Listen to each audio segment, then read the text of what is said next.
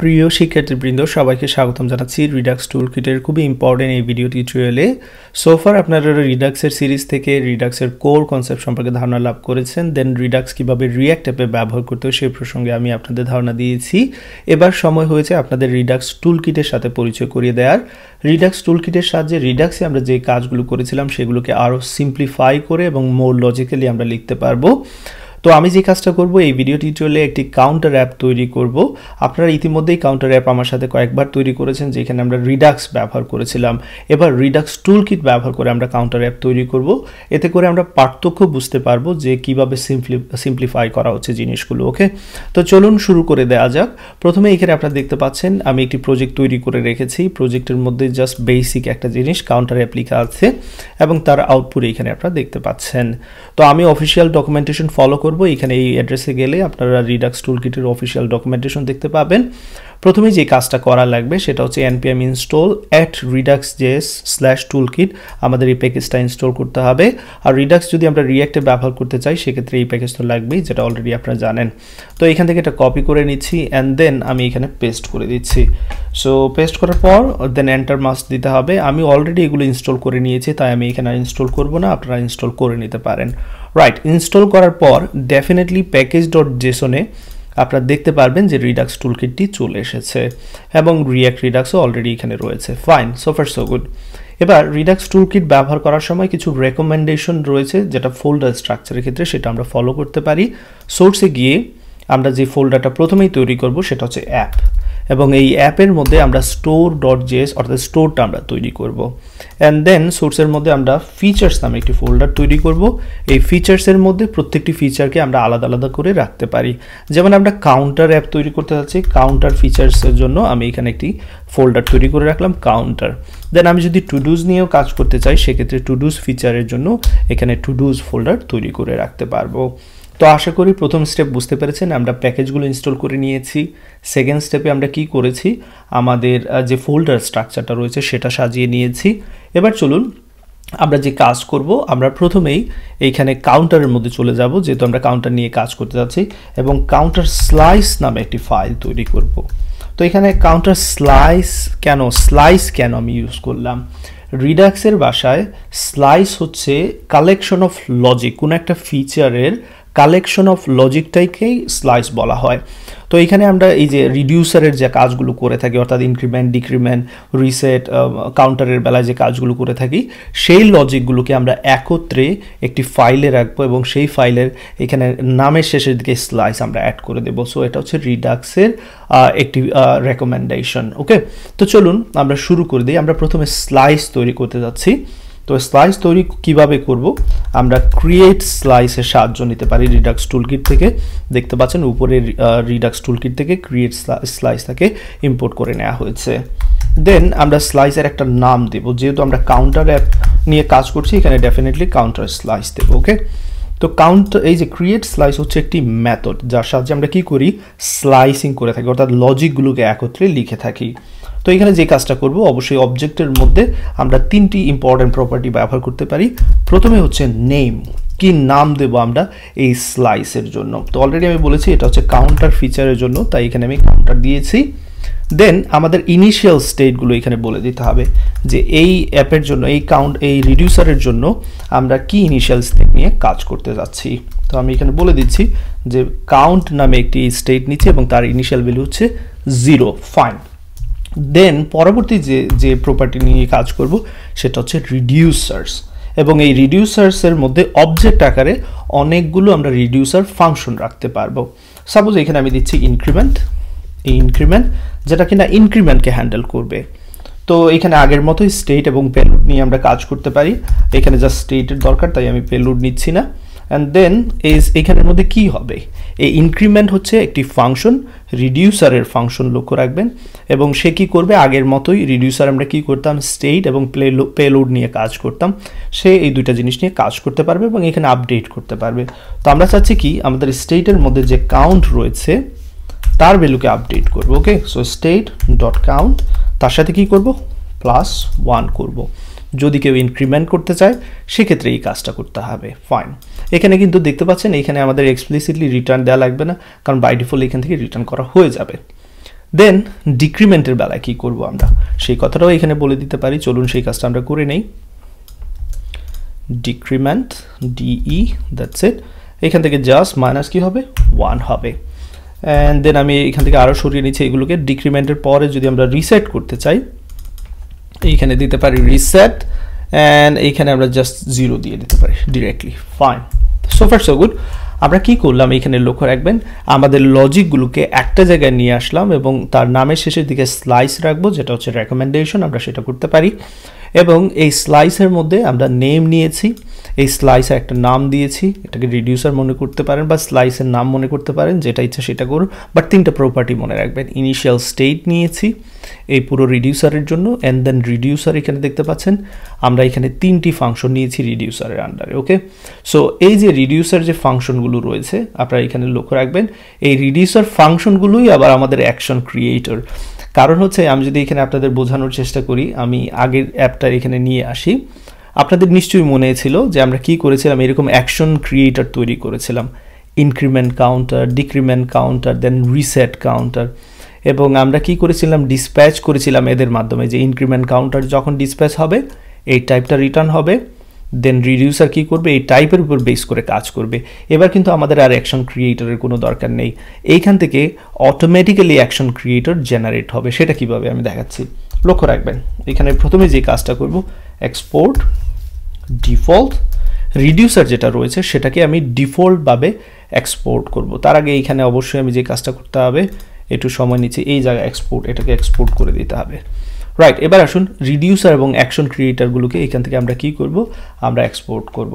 So counter slice যেটা আমার রয়েছে, আমি যেটা তৈরি করেছি এখানে উপরের দিক থেকে, এইখান থেকে রিডিউসারকে আমরা কি করব, আমরা এক্সপোর্ট করব। সো এই জায়গায় dot reducer, fine. And then পরবর্তীতে আমরা যে কাজটা করতে পারবো, এখানে এক্সপোর্ট ডিফল্টে এরর দেখাচ্ছে, তার কারণ হচ্ছে আমরা এই জায়গায় একটা ভুল করেছি।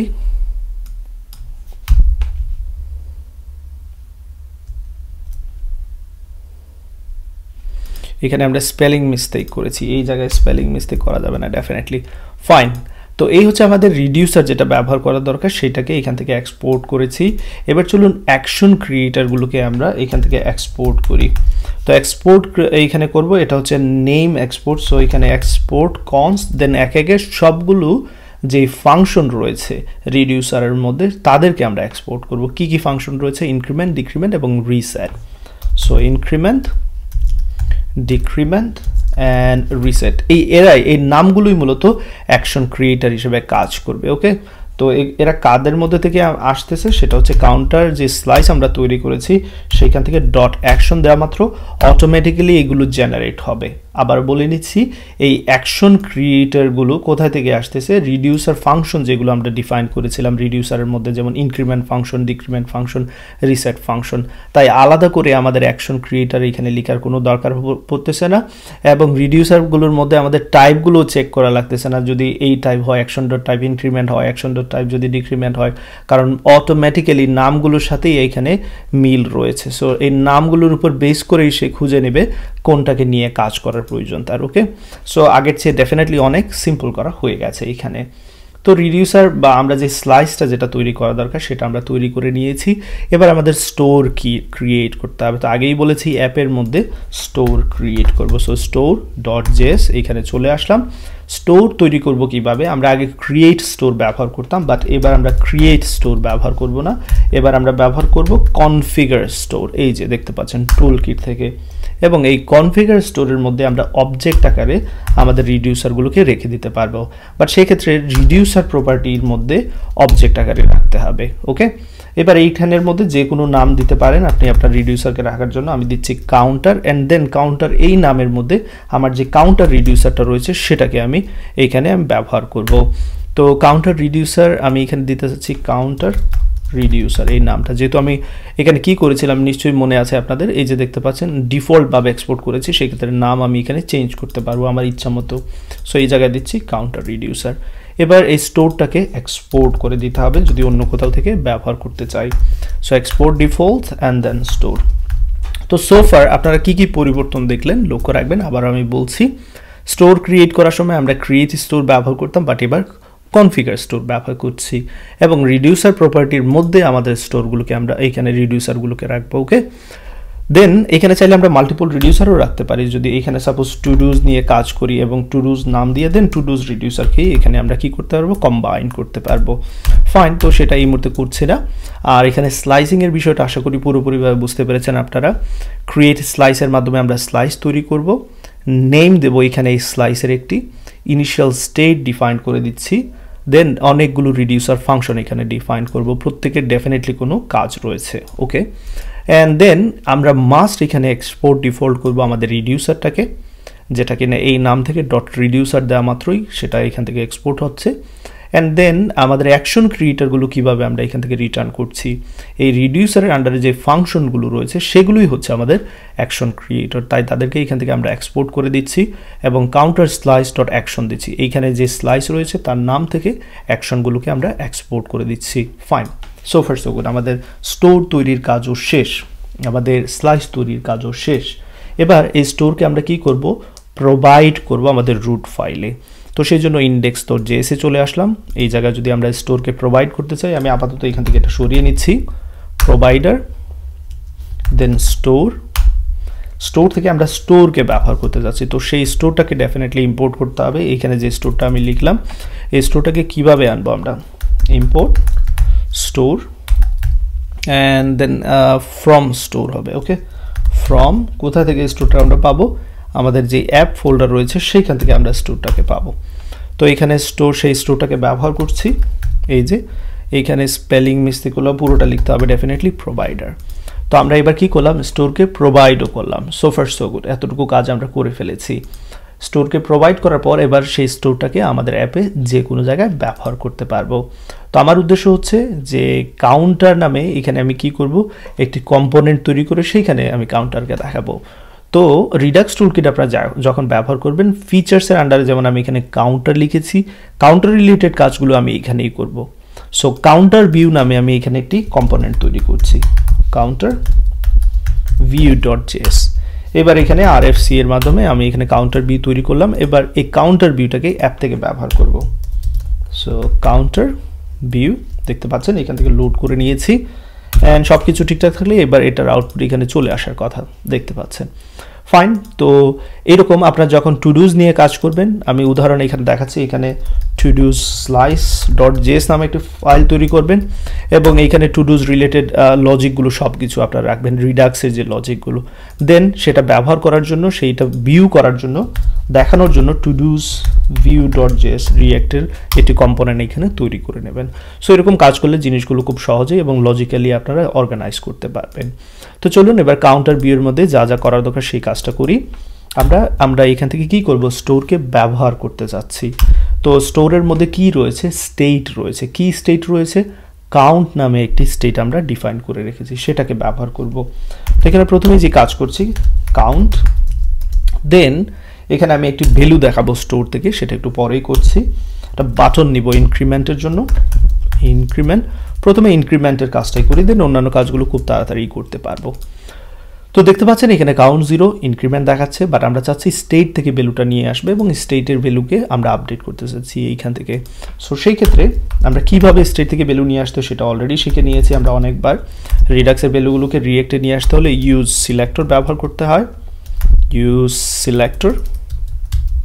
সিলেক্টর এবং এই ইউজ সিলেক্টর মধ্যে স্টেটগুলোকে আমরা নিয়ে আসতে পারি। যদি এখানে আমি কনসোল লক করে আপনাদের দেখাই যে স্টেটের মধ্যে কি রয়েছে তাহলে বুঝতে পারবেন। আমি ইন্সপেক্ট করে নিচ্ছি কনসোল এবং দেখতে পাচ্ছেন একটি অবজেক্টের মধ্যে কাউন্টার যেটা আমরা তৈরি করেছি স্লাইস, সেই স্লাইসের নাম অ্যান্ড দেন কাউন্ট 0। তো চলুন আমরা এখান থেকে আরেকটু আগাই সামনের দিকে, এখানে আমরা কনসোল করব না, স্টেট ডট কাউন্টার এতটুকু যদি আমরা করি তাহলে কোথায় যাচ্ছি, স্টেট থেকে কাউন্টারে যাচ্ছি, দেন কাউন্টার স্লাইস থেকে আমাদের দরকার কাউন্ট যে প্রপার্টি আছে সেটাকে ব্যবহার করার। সো এখানে দিচ্ছি কাউন্ট, দ্যাটস ইট।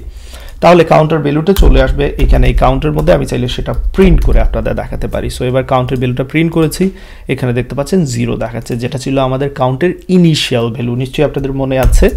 আমি যদি এখানে আপনাদের দেখাই, স্লাইসের মধ্যে গিয়ে আমরা ইনিশিয়াল স্টেট হিসেবে কাউন্টার ভ্যালু 0 দিয়েছিলাম।